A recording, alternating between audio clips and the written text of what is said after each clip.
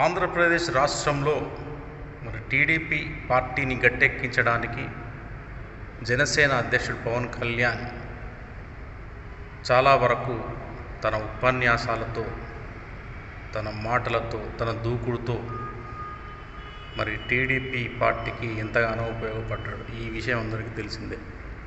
ముఖ్యంగా ఆంధ్రప్రదేశ్ రాష్ట్రంలో NDA government అధికారంలోకి రావడానికి పవన్ కళ్యాణే ప్రధాన కారకుడు.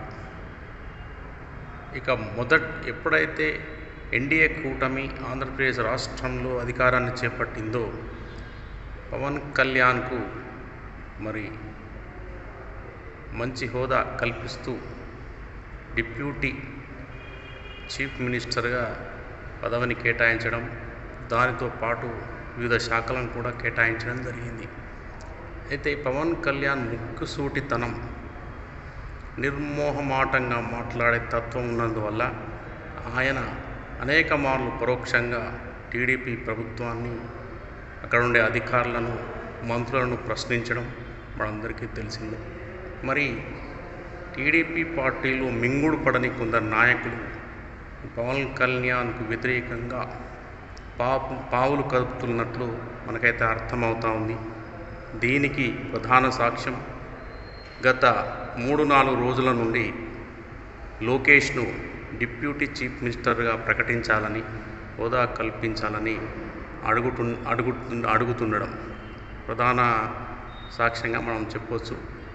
కడప అధ్యక్షుడు శ్రీనివాసరెడ్డి, అదేవిధంగా రఘురామకృష్ణరాజు, హోమ్ మినిస్టర్ వంగలపూడి అనిత, ఇట్లా చాలామంది నాయకులు, మహాసేన రాజేష్ లోకేష్కు మద్దతు తెలుపుతూ డిప్యూటీ సీఎంగా లోకేష్ను ప్రకటించాలని వారు మద్దతు తెలపడం జరిగింది.